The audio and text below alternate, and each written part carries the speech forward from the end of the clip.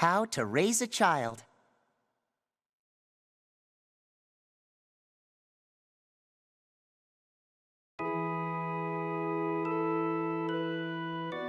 My beloved and I got married. Then we had children. I love to read, so the first thing I did was get tons of baby books. I'm on the How to Raise Children ones now. Arthur was kind of exasperated at how many I requested, but no expense is too great for my child.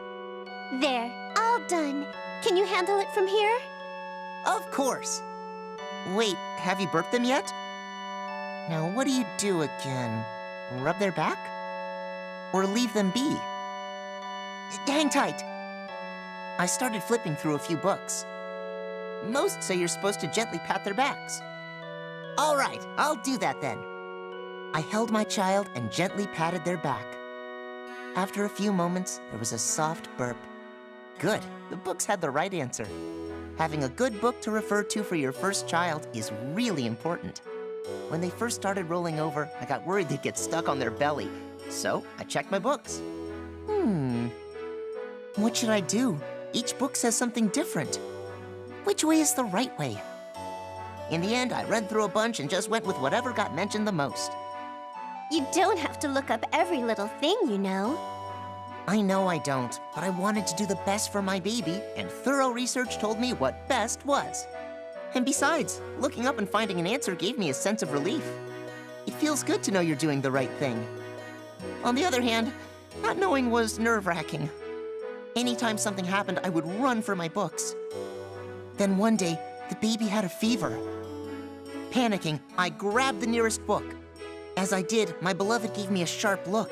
You reached for a book before your child? Which is more important to you? Yes, you're right. I'm sorry. I hadn't even tried to think for myself. I'd picked up a book before even going to my sick child. I'll think for myself. Promise. I looked my wife in the eye and said that.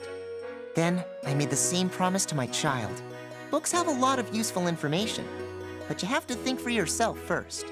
And they have other, better uses for your kids anyway.